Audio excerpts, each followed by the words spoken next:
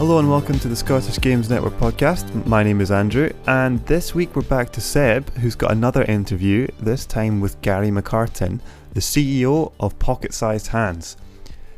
Pocket Sized Hands are a Dundee-based AR and VR developer formed in 2017, and they've done a whole range of client work, including with Cambridge University, with whom they made a game called Dish Life, which educates players about stem cell research in a very kind of cute and vibrant way with a fantastic kind of papercraft art style. And they also made Nae Danger, which we covered on the site earlier this year, which is aimed at young people across Scotland.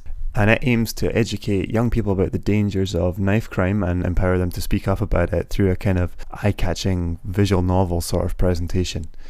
They've also developed their own IP, which is a big part of the conversation today with Seb, including the award-winning online multiplayer stealth game Honeypot Espionage. In his chat with Seb, Gary talks about how Pocket Size is able to dedicate more resources to pursue more original IP as a result of their client work. And he also talks about how the company came to be, starting with him coming to Dundee in the first place to attend Abertay University and the games course there. It's a great conversation, and it gives an insight into the Scottish games industry from the perspective of a relatively younger company. As I said, they were formed in 2017. So, thanks once again to Seb, that's Sebastian McCay of the Scottish Business podcast, and also the More Than Punk podcast. So he's basically a podcast machine. So if you enjoyed this conversation, rest assured there is plenty more where that came from. So take it away, Seb.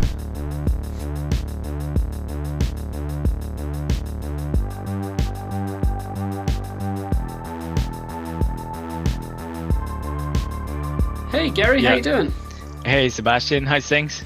Yeah, I'm doing pretty good. How are you doing? Yeah, not bad. It's all going well. It's been a good week. I've been having a few of these conversations with people around, what makes Scotland such a great place to be a game developer. And we've literally covered like everything from the shit weather through to, UK tax breaks and that kind of thing. But I think the thing that's really stuck out the most for me is that really strong, rich heritage and that kind of Scottish approach to not really shouting about the things you do. There seems to be a magical mix in there somewhere where like people tend to be quite quiet about it, with the exception of Ruffian and Rockstar and that kind of thing. Yeah. But also there's that deep history going way back to Lemmings and things in Dundee. So for you, is it a point of inspiration, or is it a point of convenience that means you have the studio up here as opposed to, I guess I can say, south of the border? It's technically a border, right? South of the street sign is much less impressive. Yeah, no, like so I'm a bit of background. I'm from Ireland, and I was working in a different job before I started into games. And when I was doing my research, because I didn't, when I was outside of Scotland, like I knew that games were made in the UK. I didn't know how big Scotland was within the games industry. And when I was doing like little bits of pieces of different research, and then I found out about Abertay, and Abertay being the university, and I went there because the course just seemed amazing. That was the first thing that really drew me to Scotland as part of the games industry, was the university that I wanted to go to. And then when you decided on the university, you start researching a little bit more about the city and who's there.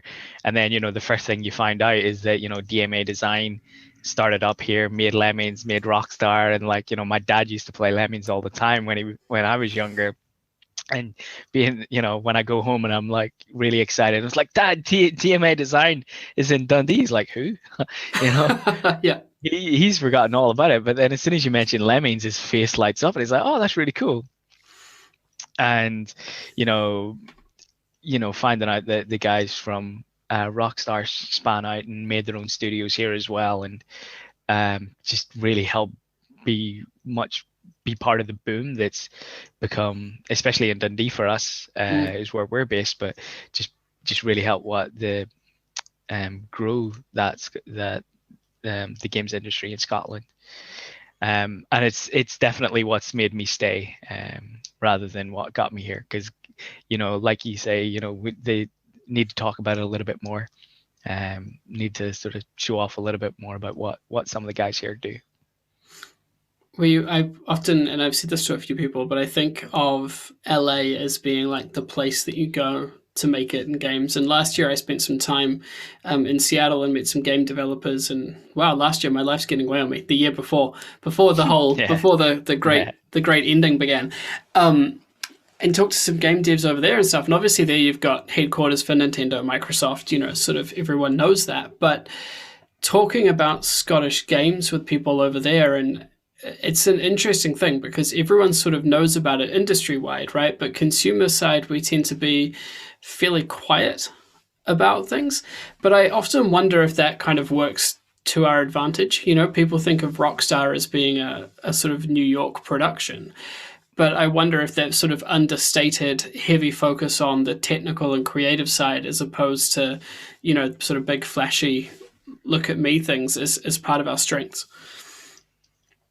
Yeah, I don't know. Like, it's definitely like a different way of going about things. I've been over to Seattle. I've been to the Microsoft offices as well. And like when you're there, it's just like everyone's so friendly. You're getting shown around everything and they're like, hey, look at this really cool thing. And, when you come to Dundee, like everyone's still really friendly, but it's like, let's go to the pub and get a drink. Yeah. You just talk about normal life, and you just get down to work when you need to. But I don't know. I definitely think, it probably seems a little bit more introverted over here, whether it works or not, better. I definitely think that what Dundee's doing, it's doing really well. I definitely think what Scotland's doing, it's doing really well. And I just hope it keeps doing it. Yeah. I mean, I think the cool thing is that the cluster seems to be thriving and growing in a way that like is incredibly positive. Apparently there's not a lot happening in the startup side of it, maybe compared to like fintech and that kind of thing. But in terms of established studios, I mean, everyone seems really happy. Yeah, no, but there is quite a few startups that come from here, and especially like one of the big things about the university that I went to, that they had this competition called their academy, and it was all just about pushing young talent to come out and do their own thing. That's where we started off from. We started off pretty small, and we started, getting little bits of smaller work from bigger companies, and that's just really what helped us grow. And that's probably one of the biggest benefits of being here is that, we're, even though we're small, we still think we're small fry, we're a small company, but we've got these other bigger companies that we can reach out to for help and just say, hey, look, have you got any work going, or is there anything that you need a bit of help with? And they've been fantastic for us and fantastic helping us. And it's just been, like you do see a lot of studios start up and try their own thing and come and go. And, obviously some of them do really well and some of them fail, but, it's all about that learning experience and just making the time as valuable as possible. I mean, running a business is no easy feat, regardless of the kind of industry, right? It's that there are so many universal challenges to like cash flow and hiring and sales and marketing and all that kind of thing. Yeah, definitely. And I think it's good and it's bad, like when we go into work, the first thing that we have to think about is like, how are we going to keep this going for the next couple of years? We want everyone at the company, we're like we're a pretty good team together. We want that team to stay together. And our first priority is making sure, okay, right, tomorrow we're all going to be able to work together. And that it helps, that business mentality to do that, but it can have a bit of a knock-on effect in some of the creative aspects. We'd really like to be doing a lot more of our own stuff, and if there was a little bit more support from arts and culture, there's great support out there already, but there'd be a lot more creative freedom if there was that financial security for new startups, especially that were just wanting to try their own thing or do their own thing, and they wouldn't have to worry about failing so much or not having money to pay their bills or put food in the table. Yeah, for sure. What do you think the industry needs to do? And I think what's interesting about this question is we all kind of know that the big players maybe obscure or slightly skewer the stats and all of that kind of thing. But what do you think the industry needs to do to get taken that little bit more seriously, and so people can understand its economic impact more, and the value of investing, through government grants and startup innovation schemes and that kind of thing? I think they need to reinvest in the UK Games Fund. Like the UK Games Fund was absolutely fantastic, and it's lost a lot of its funding. And the amount of creative products that came through the UK Games Fund, some didn't get finished, some went on through to completion. But having that fund there, that was a little bit of a substantial boost, especially to the smaller companies, to help get their games over the line or get it out in front of people down at EGX. So it was just it was an amazing experience for us, and it was just a real big help for us. Where do you see yourselves sitting in the industry? Because obviously you mentioned having clients, and I know that Glitchers rather, does the sort of client side of things, but then also develops their own kind of IP on the side, right?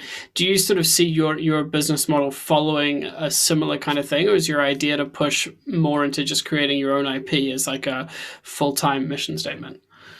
Yeah, like our end goal for Pocket-Sized Hands is to be doing our own IP full-time, and to have the funding to be able to do that, and with our IP just be able to create the funding as well. So it just allows us to keep doing that again and again.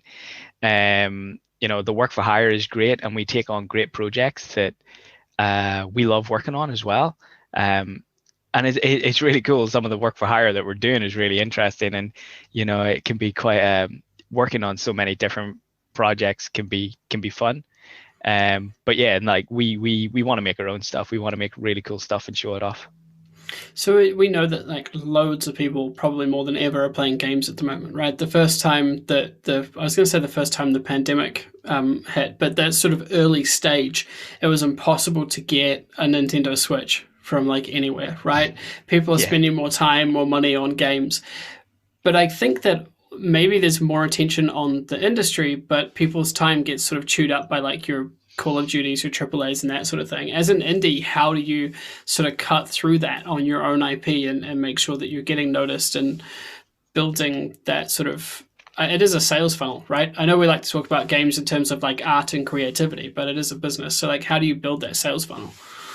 Yeah, no, like, so for us, it's really important for our brand. Pocket-Sized Hands is just, it's just us, like we're just trying to sell ourselves rather than sell a game. And that's what really makes part of our brand, that we're just trying to grow. And through the work for hire, we're slowly doing that, but we're just trying to do a little bit more outreach, things like Discord, just keep our Twitter posting along.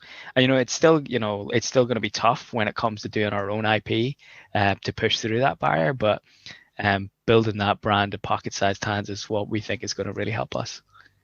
And you're talking a little bit before about like being able to hit up some of the big companies and build those relationships. Do you feel like the games environment here is maybe more collaborative than it is competitive, if that makes sense? Yeah, 100%. Like, it's kind of like, that whole thing that if you have a game idea, there's no point hiding it from people because they're already working on their own thing. So there's so many times like we get offers for work and we have to turn it down. And, if there's a smaller company here in Dundee or a startup in Dundee, there's projects that might be really suitable for them. We'll try and help them out and send them a couple of projects their way. And it's the same with the bigger companies for us. Like they'll be turning down work all the time as well. And then it just like a bit of a waterfall effect, almost just helping us pick up work that they can't do. And it allows us to grow our own sales pipeline as well, especially just being, so new as a company. Was there a sense for you that Dundee would be, I mean, obviously you talked about Abertay and Dundee's history and stuff, but if you look at it versus, say, Edinburgh or Glasgow or something, is there a draw card for Dundee beyond that? Is it an easier, sort of cheaper place to do business? In terms of to do business, I think it's just the fact that there's so many games companies here. You know, I think last time I counted there was about 15. You know, it's like one of those things you can never tell off the top of your head, but there's loads of small little developers knocking about. The Biome Collective is awesome for just housing great talent as well, and we've seen one game get launched from there just this year, which is doing really well, or at least it seems to be doing really well. We always talk, I think, about how you don't think of you don't think of Dundee when you think of games. You think of sort of quote unquote like sexier cities, you know, but it's the same for us in New Zealand. We have some great studios doing some really good stuff that are blowing up in the US and China, but you walk down the street and you say them to someone in New Zealand, they'll be like, I've never heard of it. You know, never. Yeah. It's always, it seems like that kind of cultural crossover is that games are sort of off to the side somewhere, you know? Yeah, and I think, like, you know, the fact that Ruffian just got bought out by Rockstar, and Unity is going to be hosting their offices here as well. Like, it's just there's just seems to be like just more influx of interest, especially in the industry, of like Dundee is a place to be. But you're right, like, you know, if I went over to America, you know, they might not even know where Dundee is. I probably didn't know where Dundee was before I moved here, you know. Most people don't. Yeah. We try, and that's the thing, right? It's the games capital. It's kind of weird. I was just going to say it's the games capital of Scotland and just make this kind of like unequivocal statement. But I guess in a lot of ways, it really is. Yeah. And it's pretty cool. Like, you know, when I came over and we were in university, we got mentors from the game industry. And, you know, one of my mentors was a guy who worked in the original Grand Theft Auto. Nice. You know, he was so cool. Super down to earth, but then it's really hard not to like fanboy out at the same time and be like, but I'm sure he gets fed up of it too. Yeah, I am the worst for that. I find myself like constantly talking to people, like even doing things like this, and I'm talking to people I'm a fan of whatever art they're creating, and I'm just sitting here like, holy shit. And I got caught out with it the other day. It was quite funny. I was talking to a guy and he's like, if you told your adolescent self that you would be doing this, you'd be freaking out. And I was like, dude, I'm fucking freaking out right now. Yeah, exactly. You know, especially like when we go to events and we're you're just sitting chatting, chilling to people who just super down to earth. Like the game industry, like, you know, it's all business, and, you know, there is hard work that goes into it, but how laid back it can be at times is just amazing. It's beautiful. Like, you were saying before about how the sort of business side can impact on the creativity side. Like if you're sort of thinking, how are we going to make enough sales? How are we going to build this thing up? I mean, as a entrepreneur, right? How do you balance that in your thinking and in the team that you're leading, right? Like how much do you shoulder and how much do you let kind of trickle down, as it were? Yeah.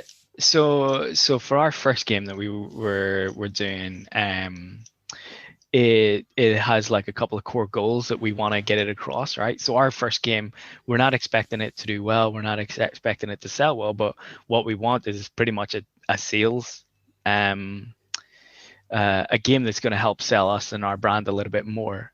So if we have a game that we can do, you know, we can do a couple of different things like, you know, networking or really interesting programming on, or a specific art style, you know, that might be something that draws in a little bit more business, and the work for hire thing that could help us push the second game.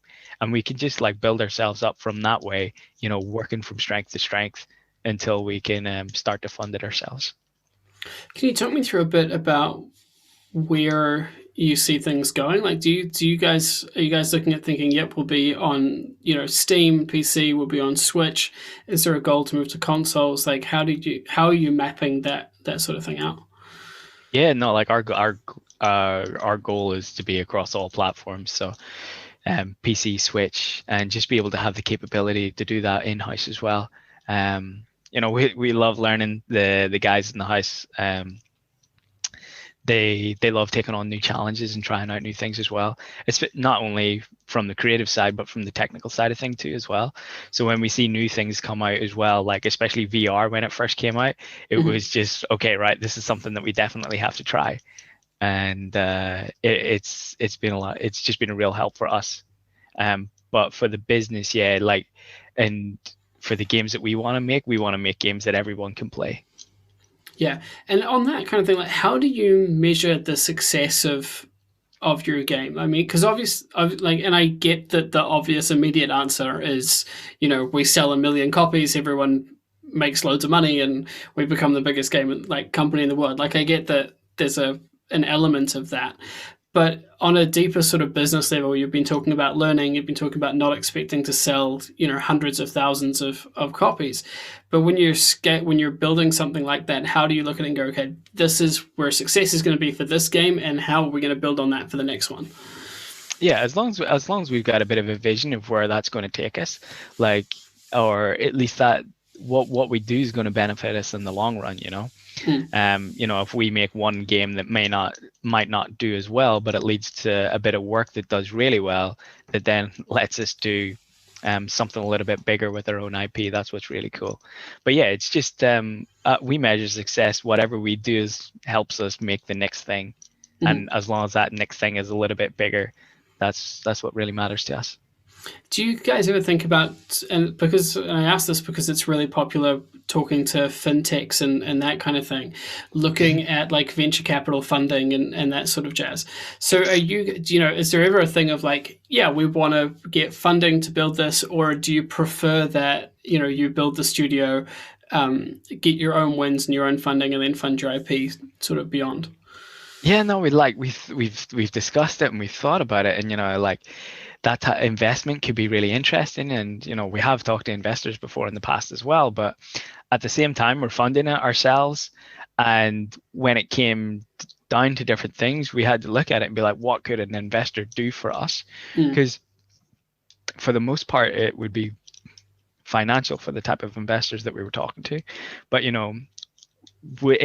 if say our goal is to make our own IP, and our goal is to make a success of our own IP, and if there was a specific game investor out there who would have the skills to help us do that, not necessarily the financials, that's the type of investment that we would probably look at. But at the same time, being your own boss and not having to say or worry about what anyone else his requirements are, or their goals, their different needs, in the office we're all on the same page, we all have the same goals and same drives, so it's pretty cool when we can do that ourselves too. I mean, it's why we start businesses, right? So that we can be our own bosses. So it's like, if you get investment, you're just getting rid of that straight away.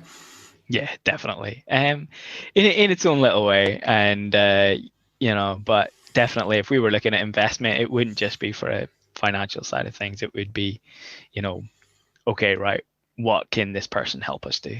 Because I find the startup side of the industry super interesting, in that obviously it can take you a year or 2 years to build a game, if not more. And then you sell it, you've got to get return on it to fund the next game. And it is, or it can be, a very title-driven kind of slow burn process. So for you at your stage of business, and with the client work to one side, how do you navigate that? How do businesses of your size make sure that they can keep sort of moving forward? It's tough. It's definitely tough.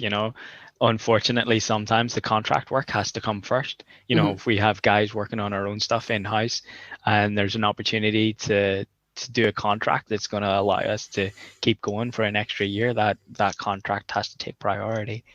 But it's just making sure that we don't forget about it, and we make sure that we're driving towards that. One of our business goals for 2021 is to develop a completely independent full-time IP team. So we've always got a small team in-house that are just working on IP the whole time.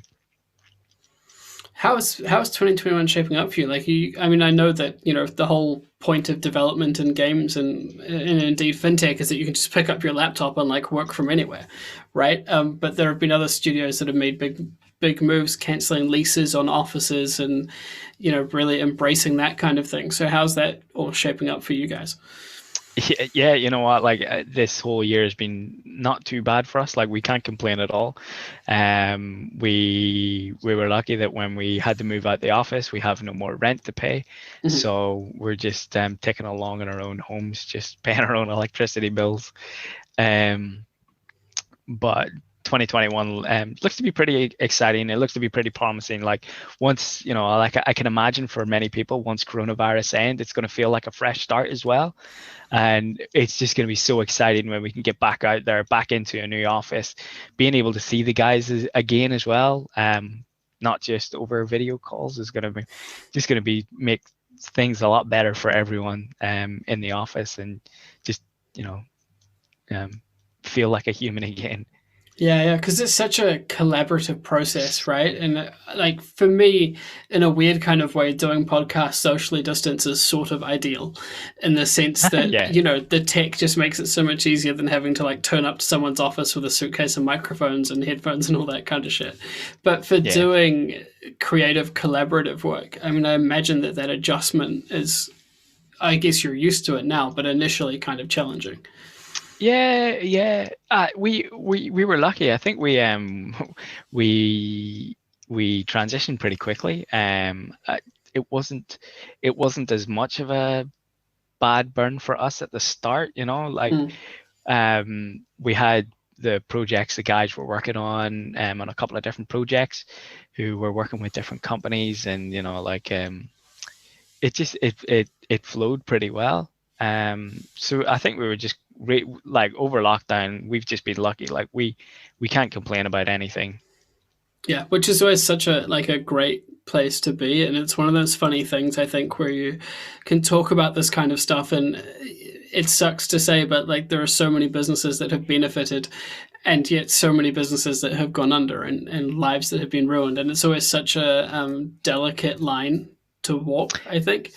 Yeah, definitely. I just it's one of the reasons why I'm looking forward to getting out of lockdown. I know that there's a couple of studios that are starting out of Abertay this year, and it's going to be so much more beneficial for them when they can get out there, they can meet people, and they can start to build their own relationships as well. So earlier you mentioned the UK Games Fund. We were talking about how we can sort of make the industry a bit more well-known.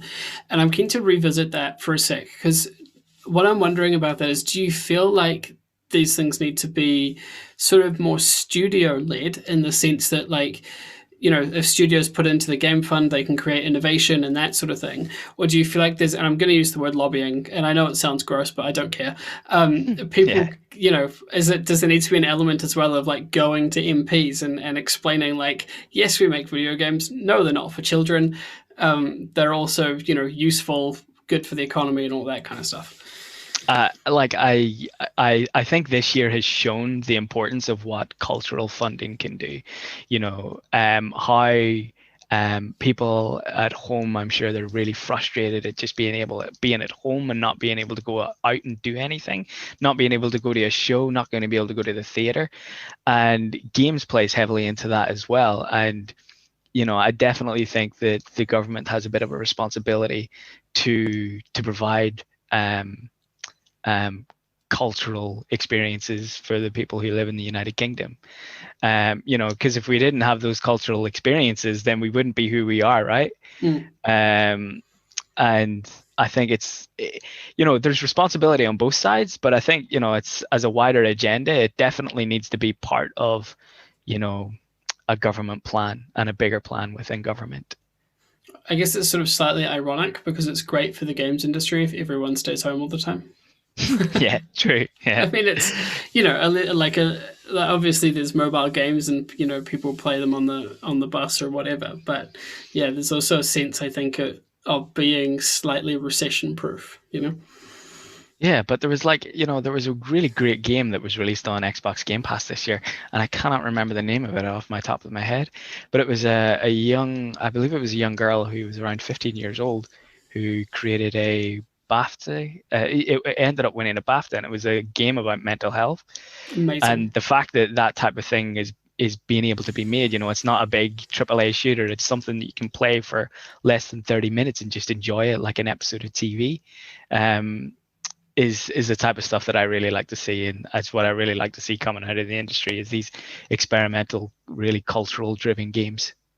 I love the idea of Game Pass. I don't have an Xbox myself for no particular reason than just not having an Xbox, but that whole thing of Game Pass I'm interested in from less a consumer side, because it's like, we know how it works, right? You pay a fee and you get all the games you can eat. But from a developer point of view, and from someone in your position, is it something where you would like to be? Like, do you see lots of benefit in that versus, getting people to pay 10 quid to download your game? Like, how does that balance out for you? I think it's a bit 50-50, like especially as a young independent developer, it's like a bit of an unknown as well for us. It's like, how would, if everyone was on a subscription like Netflix, how would anyone, if we weren't on that service, what type of impact would that have on us? But at the same time, right, things like Netflix, they deliver things you would never ever pay for if it wasn't on Netflix. Like, there's so many good documentaries. I don't think anyone would have watched Tiger King if they had to pay a tenner for it. But the experience that brought, I'm sure many people loved it. Like, I guess it's like one of those things, if Microsoft kind of came up to you and said, here's a bag of cash for the license to your game, and we'll give you 10 quid for everyone that downloads it, versus that kind of Spotify economy model where it's like, here's 10p per song, good luck, we're gonna gut your CD sales. Well, it benefits Microsoft hugely to have these independent developers on their platform, because we're the ones who create the content, like we're the ones who hold on the cards. Because if we go somewhere else, then that's that platform just going to hamper. So it's within these bigger companies to keep us happy as well, which is why I'm not overly afraid of things like Game Pass too. Yeah. Do you feel like indies are getting finally the sort of recognition and notice that they deserve? There's obviously going to be a huge market for AAAs, right? I mean, if you look at Sony, they've got $1 trillion to spend on marketing Miles Morales. But do you feel like with things like the Switch and more accessible options like Game Pass, it's giving indies more of a breathing space and a way to prove to people that just because a game's not AAA doesn't mean it's not going to blow their fucking minds? Yeah, definitely. Like, I think there was a bit of an indie bubble, but it does seem to be slowing down a little bit. But I think what's really cool is that the fact that anyone can go out there and just pick up and create a game. Like, if they want to, they can. It almost reminds me of when you think of the bedroom coders back in the days of the ZX Spectrum or the Commodore 64, where people could just, they use the machine in their house to make games, and that's pretty much what can be done now. And so many people are interested in it. Or just the idea of it as well. And to be able to go out there's a load of knowledge online that you can just pick up things, learn something, and just start developing is really, really cool. I definitely think that respect for indies has grown a lot. And it's just like, it's like anything else. It's just realizing that there's really cool stuff out there that people are doing, which is really cool, and they deserve to be seen, Yeah, I think one of the biggest battles is like how you get found on somewhere like the eShop or Game Pass or whatever, like there's so much limited attention. Yeah, definitely. But that's one of the things why Game Pass is so good, because you've just got that list, and if there's an indie game on there, like Fogs here from Dundee is on Game Pass now, and such a cute little game, and it just opens it up to so many people who would never have thought about it before or never played it before. But it's just about making those connections so that you can take advantage of things like Game Pass, or take advantage of what a publisher can do for you and for your game, and you have to get yourself out there to be able to do that. Yeah, absolutely. Dude, thank you so much for coming and chatting. I really appreciate it. It's been fun. Yeah, no worries. Take it easy, man, and have a good day. Hello again there. Just stunning stuff from Seb again, I'm sure you agree. As I said earlier on, Seb is a man of many podcasts, including the Scottish Business podcast and also the More Than Punk podcast. So if you want to hear more from Seb McCay, that's where to go. If you want to hear more from us, or read more from us, or basically find out anything you could possibly want to know about the Scottish games industry as it stands, head to scottishgames.net, where you'll find lots of lovely articles, news, company profiles, just hundreds of carefully curated, expertly concocted content You can also follow us on Twitter at Scottish Games, where you can get in touch with the podcast as well. Just send us a message on there. We've also got a Discord, link to that on the website. And you can also get in contact the old-fashioned way via email. Go to the website and the Contact Us page, and on there you'll find a form that will take you straight to Brian's inbox. So please be on your best behaviour when you get in touch that way, because Brian does not forget. Well, that's it for this week. Thanks again for listening, and see you next time. Bye bye.